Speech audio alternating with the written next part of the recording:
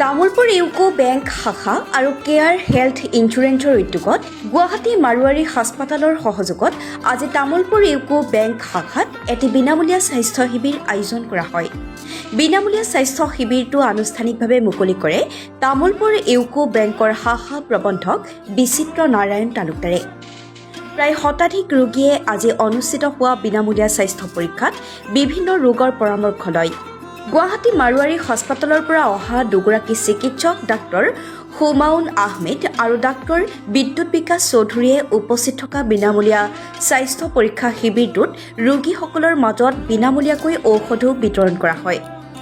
স্বাস্থ্য শিবিৰত গুৱাহাটী মাৰোৱাৰী হাস্পাতালৰ চিকিৎসকৰ লগতে নাৰ্ছৰ উপৰিও কেইবাগৰাকীও চিকিৎসা কৰ্মী আৰু কেয়াৰ হেল্থ ইঞ্চুৰেঞ্চৰ সঞ্জীৱ নাথ, বিশ্বজিৎ দেৱনাথৰ লগতে বেংকৰ কৰ্মচাৰীসকলে সহযোগ আগবঢ়ায়। Bureau report, reporter live Assam. এইটো আমি আজি কেয়াৰ হেল্থৰ উদ্যোগত আগৰ পৰা আমাৰ কথা চলি আছিল যে আমি আৰম্ভ কৰিম বুলি, তো আজি আমি টাইম মিলাব পাৰিছোঁ আৰু কেয়াৰ হেল্থৰ লগত আমি সহযোগে আৰু মাৰোৱাৰী হস্পিটেলছৰ পৰা আমাৰ ডক্টৰছ আহিছে এই ফ্ৰী কেম্পটো অৰ্গেনাইজ কৰাৰ কাৰণে। এতিয়ালৈকে আমাৰ বৰ্তমান 60-70 হৈছে আৰু আমাৰ টাৰ্গেট 100-150লৈকে আছে যে 150জনমান আমি দেখাম বুলি।